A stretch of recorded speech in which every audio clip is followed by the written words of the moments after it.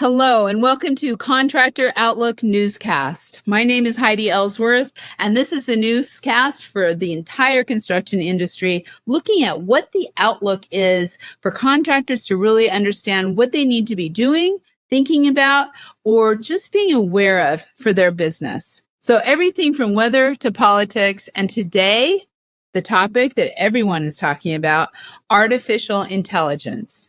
So we reached out to our friends at Temple University to say, hey, could you come and talk to us a little bit about what you're seeing with architectural intelligence? And we are so proud to have Subodh Kumar from Temple University, who is a well-known expert with architectural intelligence, speaks through many conferences, and he has been so kind to take time out to come and be part of the Contractor Outlook newscast. Welcome to the show. Heidi, thank you for having me. We are so happy to have you. I would love to start with an introduction. If you could introduce yourself and tell us a little bit about Temple University and also all what you're doing in your programs with artificial intelligence. Sure. So I'm Subodh Kumar. I'm Paul R. Anderson Distinguished Chair Professor at the Fox School of Business at Temple University. And I also started this Center for Business Analytics and Disruptive Technologies. So at Temple and Fox, we are working with a variety of companies, also involving our students in understanding how AI can be applied in different domains, what are the challenges associated with it, what the future looks like. So we get involved with a lot of projects, a lot of training, a lot of research to understand it better. And construction industry has been one of the industries that we have been working along with many other industries. So it's always exciting to see where we are and what is in the back. It is, and it's moving so rapidly. So much is changing. But, I'd like to start with what is artificial intelligence and how it works, because we hear so many different definitions, and I would just love to hear your definition of it. Sure. I mean, it has become a magical word and we hear a lot about it these days. But if you really keep it simple, the idea is that how we can create some human-like intelligence into machines. So can we mimic some of that? And if we are able to mimic that intelligence, then with the amount of data and the speed, hopefully we can make decisions which were made by human earlier in a much faster and accurate manner. So that is the basic idea of AI where we are right now. When I talk to through Roofers Coffee Shop, Metal Coffee Shop, Coatings Coffee Shop, we talk to so many contractors every single day. And I think a lot of people, they see Chat GPT, they see maybe in their email and their Outlook, the use of AI. And like you said, that magical word, I think that's such a great way of saying it. But what are you seeing from construction companies who are utilizing AI? Sure. See, in construction industry, AI is being used in many ways. So a lot of uses of AI across industries right now is how we can improve efficiency in the process. And that's what we see in the construction industry. So we talked about Chat GPT, which uses the branch of AI, which is generative AI. Now, many such methods, what they will do at the very basic level, let's say that you want to create a design. Now, it can help you in telling that, okay, this will be the best design given all the parameters you have or given all the requirements you have. It can even give you the designs that you have not considered. So not only choosing among the set of designs you have, it can propose something by looking at vast amount of data, looking at patterns, looking at the needs of that location. Is the very first thing that we are going to see that help in the design process and improve the design process to get better outcome. Now, a lot of AI applications are also around the monitoring and preventive maintenance. And construction industry, actually, there's a huge potential because you can look at the data and say that, okay, this can go wrong during the project like if you take example of Boeing 787, they have more than 1 million sensors, which in the real time will tell you that which parts may go wrong, right? Similarly, if you think of construction industry, we are already seeing a lot of project monitoring and predictive maintenance kind of tools coming in there. Third, which we saw a lot in last couple of years on the safety side. So we are seeing, like, for example, you have some safety requirement. They have to wear helmets. They have to wear glasses. You can have a system which will in the real time detect who is following the guidelines, who is not following the guidelines. It will give an alert. It can even block people from getting into some locations if they are not fulfilling certain requirement. And we have implemented these kind of things already in manufacturing industry, in construction industry, to do this kind of safety management. Now we are going to see a lot more of these kind of things going forward. But also a lot of good algorithms are coming in the domain of project management.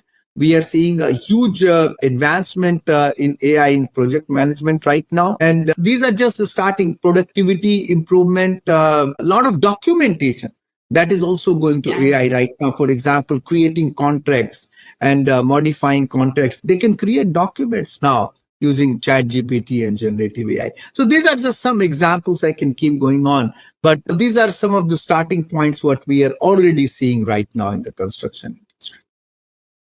And it seems to me it's going hand in hand between robotics and AI.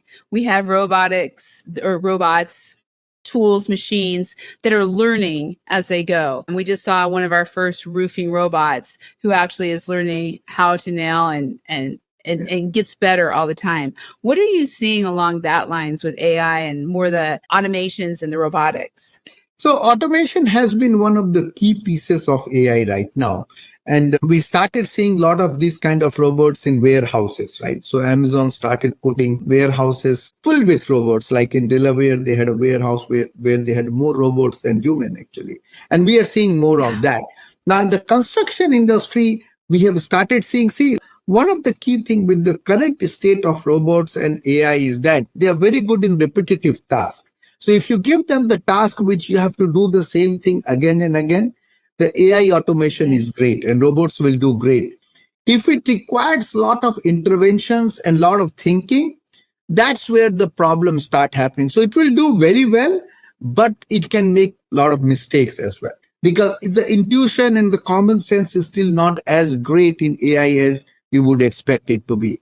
So we are seeing robots, and we will see more robots in construction industry for the jobs which are really very well defined. You can feed it to the system and they just need to follow the things and little bit tweaking. The whole idea about AI is that they can do a little bit of thinking on themselves.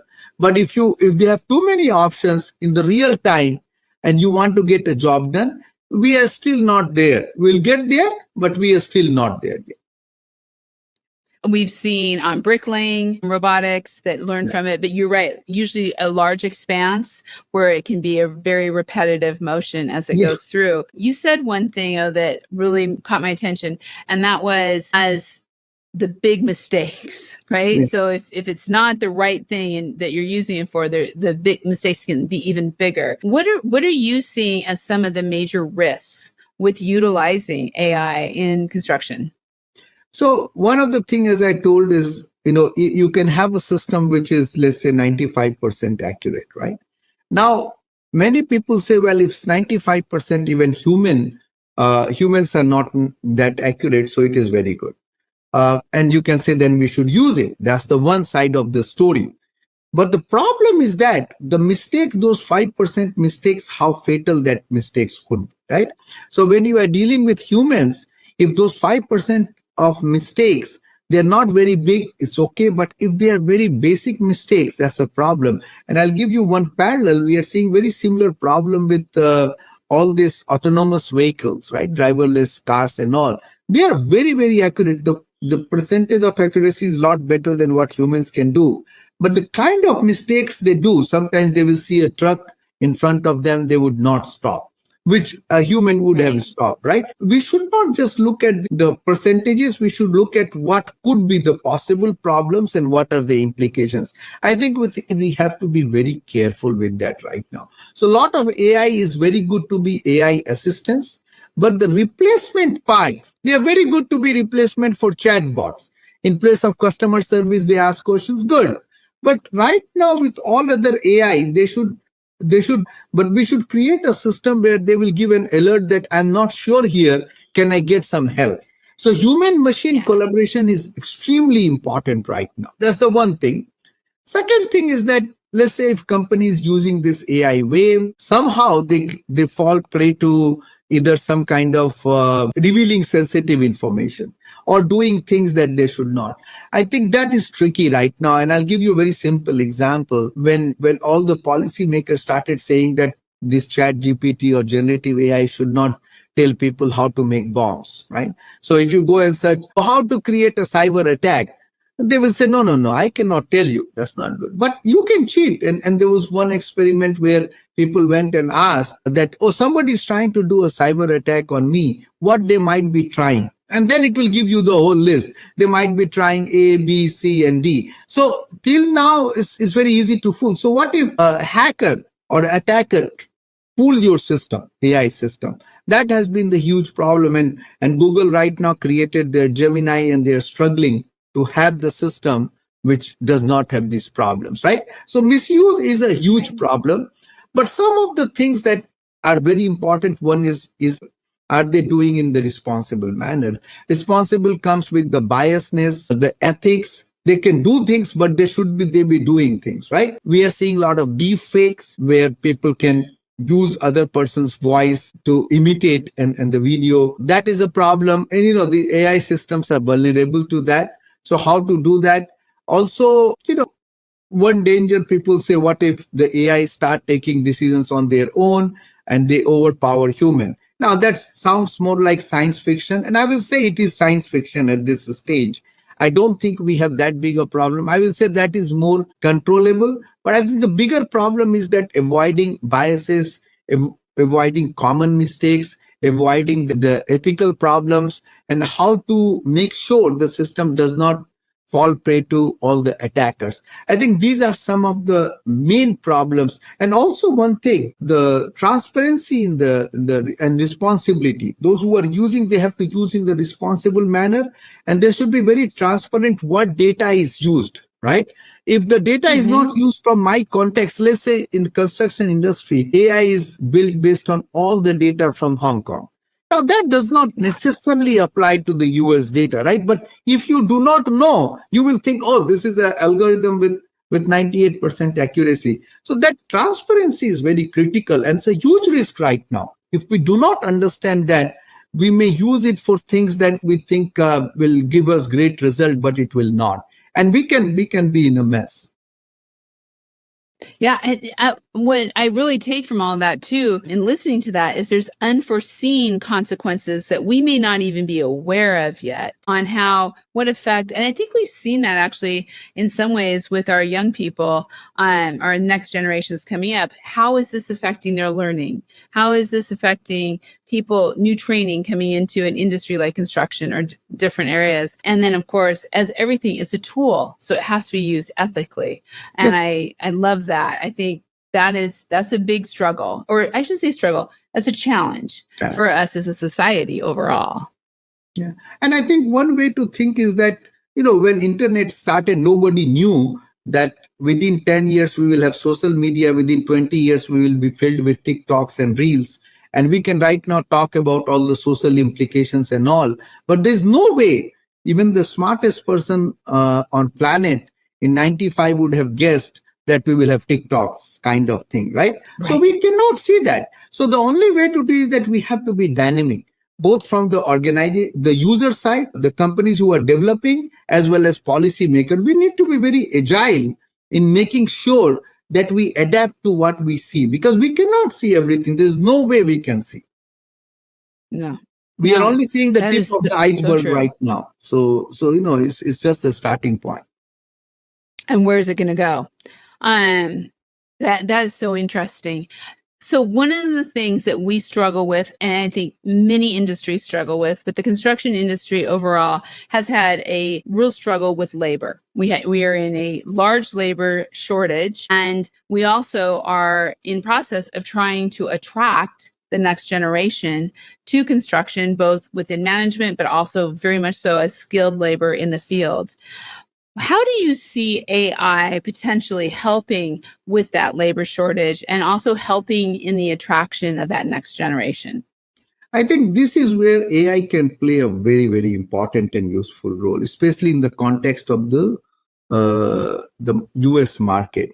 See, US market labor shortage in construction or even trucking industry, we are seeing the real shortages, right? So we see a lot of white collar people filling the jobs. There are a lot of supply and that, but very few people are ready to work in the construction industry. And if you look at the data, it is very scary. We see that, these days taking any construction product for individual, means I was just looking at the data, sometimes you don't find anybody for 6 months, which is very scary and worrisome. Right? So I think what Yes. AI is doing here is that the first of all, a lot of manual labor does not need to be manual.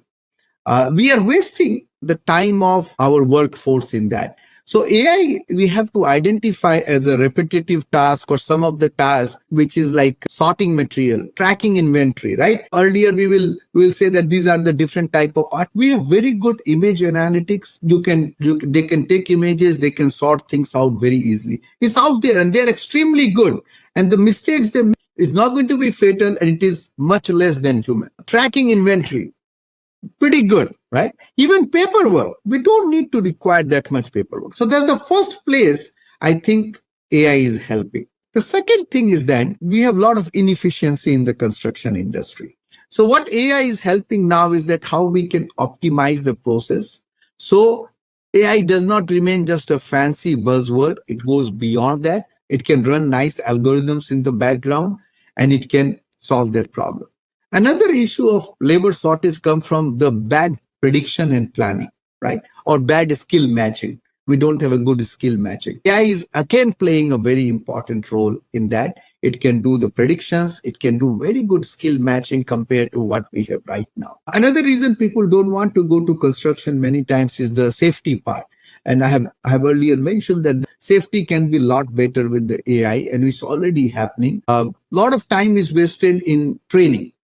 Now, with the virtual reality training processes, and I have seen like companies like Shell and Exxon, they are in the drilling process and all. They are using a lot of virtual reality training where you don't have to go to the ground, but you get the same experience, lot safer, lot faster, and much better experience, right? So you can have that. But eventually, it is about human machine collaboration. We have to divert our workforce to the things which machines cannot do rather than using them for the things that machines can do, and also see where human can provide good assistance to machine rather than thinking of that they are replacing us. Actually, together we can do a very good job, and construction industry has a lot of potential there. I wanted to work with a supplier partner I respect. I wanted a partner who respected me. We needed a partner with employees who care as much as we do. We needed a partner who values relationships. I wanted a partner that would help me grow my business. We needed a partner that would help us succeed. SRS Distribution delivers more than building products. SRS delivers customer success. One of the areas that we just came back from Skills USA, a very large competition for vocational schools, and we had roofing and all the construction trades were there. But one of the things that I see that is going to change is as we have more technology on the job sites, whether that's robotics or safety or goggles or AI, we are going to need the next generation, the workforce who are coming in, not to just, like you said, not just to be doing manual labor, but they're going to have to be actually taking care of the equipment. Yeah. And I have one example we saw recently, and that was using drones to do inventory, very much to what you said. The drones fly, they do a count of the construction site, they do everything, it goes into the thing. So who's taking care of that drone? Who is maintaining that drone? Exactly. How is that going? So it's a whole new level set of how we're going to have to train people who are going to now take care of these tools on the job site that are utilizing AI or robotics. What are your thoughts on that? That's a very good point. See, one of the things that AI will do, like any other technical advance, more than taking away jobs, it will change the nature of the, like, rather than doing the thing, we have to deal with the machines, and we can do it much higher efficiency. And we have seen this earlier when we moved from agriculture economy to industrial economy. And I will say after that, this is the biggest move we are seeing right now. Actually, we could do a lot more with much less people, and the people could do other, like in service industry, right? So, but it requires a lot of retooling and reskilling. Now, the World Economic Forum had an estimate that just in the US, it will require several $billion of expense to deal with retooling and reskilling, right? But in fact, the good news is that we can use AI a lot in that. AI can help us in giving personalized training to people, and it can adapt very well with different level of people that we did not have. In fact, some of the projects we are working on right now, so creating more personalized education system, right? And here, the educational institutions, companies, as well as the government organization and non-profit, they have to work together to see how they can use AI to provide more personal learning for retooling and reskilling, right? That's the one thing. But AI can help a lot in labor training, labor retention, and so on. For example, we are working with one HR company right now, and the whole idea is that a lot of people are dissatisfied in their workforce because they are not recognized for their performance, or they are not getting what they expect, right?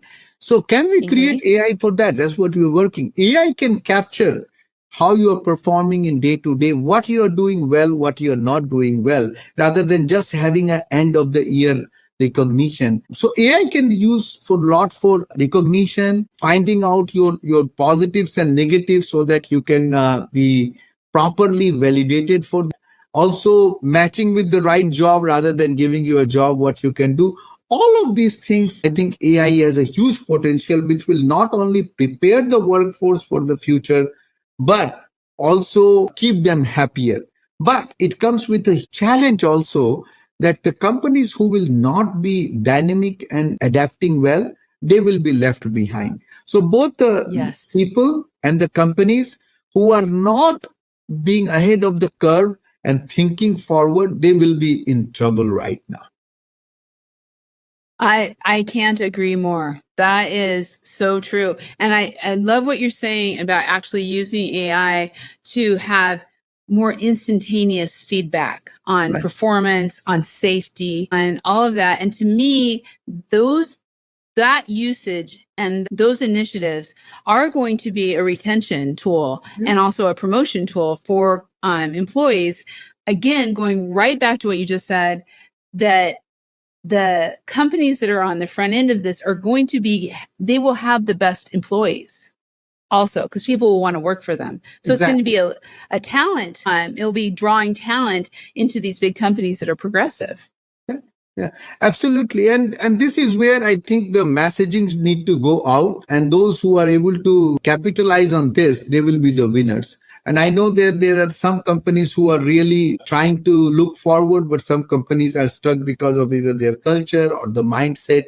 And we have seen again and again, those are the companies who do not survive the wind of this kind of changes. It's a transformative change we are going through right now.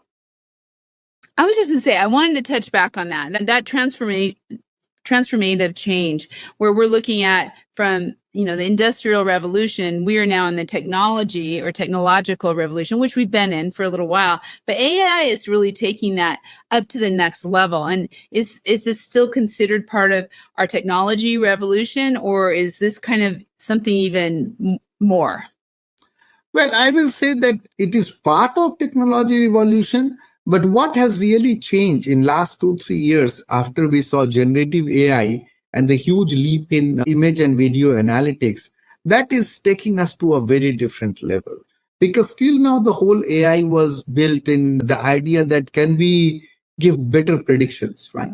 But now generative AI is saying that we have to go beyond that and we can generate content, right? Not just predict the future, but I can tell you exactly this is what you should be doing without you even asking for it, right? So kind of, they are going beyond human brain in some sense. So I think that is really fundamental change, and no industry in the world would be untouched.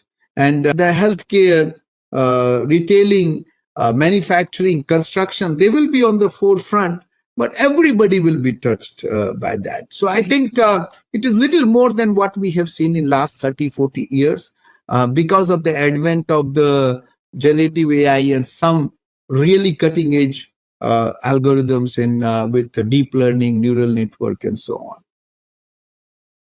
It's fascinating. Absolutely fascinating. So thank you so much. What I would love to do is to wrap up this newscast with a little look in your crystal ball, looking towards the future and where you see how business and AI will be working together, and especially construction overall in the next 5 years. Yeah, I wish I had a crystal ball with me, but what I have is we have a good research team where we keep looking at what is going to happen. And, I can tell you a few things that we are very confident that we are going to see in next 5 years. I will not say anything beyond that because as I told, when internet came, nobody knew what will happen in 10 years. So I will not even go that route. But next 5 years, we are very, very clear that there will be a clear distinction in the company. There will be some companies who will identify very well that these are the tasks we do not need human, and the tools will be available. So we'll see a lot of switching of this manual work to machine. That we will see very clearly, and it's happening, but it will happen a lot more. That will lead to a lot of efficiency and productivity. Second thing, we will see a lot of digital interface, right? So earlier we used to see this, we still have these billboards where you can see these ads, right? Now, the new method is that these ads are being sold in auction in real time. So you can say that, okay, next 5 minutes in this billboard, I want to buy these ads. Earlier, traditionally, they were all pre-sold, right? But now it's a real-time selling, right? That we will see in construction industry. A lot of digital interface would come where people have to work with a lot of real time. We talked about some real time example, right? Now, because of this autonomy, what will happen is that a lot of improvement in decision making will happen, right? They can sort out your emails and say that, okay, you got 100 emails and these are the key ones you have to focus on. I was talking to one Microsoft executives and they're using it in their day-to-day life. They say, I've stopped checking emails. It's very scary. And I was teasing him that maybe that's why I didn't respond to my emails quickly, but maybe the algorithm thought I'm not important. But it's good and bad, but at least it will improve productivity, right? It can scan files for you and so on. So we will start seeing a lot more of that, lot more advanced statistics, but at the same, lot of ethical questions have not been answered yet. Will that be answered in next 5 years? I do not know. I also edit a journal and we are running a special issue on responsible data science. And one of the things that I was going through these papers, we have got some very good blueprint, and some of them are for construction industry. Like there were some examples, people talking about predictive helmets, where before falling, it can predict whether you're falling. Device at Temple University, it can predict you're falling, right? That's a great thing, right? When in construction industry, a lot of resource optimization and virtual reality quality enhancement. But what is missing still is that the responsible AI and ethical AI we have not resolved. And we do not know how to resolve. Who should be responsible? I'll say everybody should be responsible. We can't just say that we put all the work on Google and Microsoft of the world. No, we all should be responsible. And we have to see the data we are feeding is good. So I see that in next 5 years, we will see a lot of use cases coming, a lot of improvements seeing, but we will also see some negative things. We will see some failures. We'll also see some bad uses, but it will be a good learning. And I will say that from that point, we will start seeing the value out of it. So this is going to be challenging, lot of goods and bads in next 5 years in construction industry, we're going to see. Yeah, that is so interesting. And yes, on the ethical, I mean, I can just even say as a publishing group with our websites and everything, we are putting AI statements into our terms and conditions. We are very conscientious of it, talking through that. We are learning every single day. And so for the construction industry, to think about privacy, to think about all the different things, safety, inventory, I mean, everything you said, I can't thank you enough. Really, really great nuggets for our contractors and for all of the construction companies out there who are thinking about utilizing AI. Thank you so much. Now, thank you for having me. One last thing I will say that please don't forget everybody in the construction industry that use AI for sustainable construction. I think that's the one thing where AI can play a very important role. So don't forget that when you are using AI more and more. I think we have a huge potential there. Thank you very much, Heidi, for having me. That sounds like another podcast all about sustainability. Yes. That would be great. Thank you. Thank you so much. And thank you for all you're doing at Temple University and for sharing your wisdom and knowledge with us here on Contractor Outlook Newscast. I truly appreciate it. It's been so wonderful to meet you and spend some time. Same here. Thank you. Thank you. And thank you all for listening. This is the type of information that we're bringing to our Contractor Outlook newscast, something different outside the industry that we're bringing inside to really start talking about issues that will help you. Everything from politics to weather to AI and who knows what is next. We have all kinds of great information coming up in the future on Contractor Outlook newscast. And of course, you can listen to all of our newscasts sponsored by under our podcast sections of each of our websites. And I want to put out a very special thank you to SRS for supporting this and really bringing this kind of knowledge and information to the industries. I will look forward to seeing all of you next time on Contractor Outlook Newscast.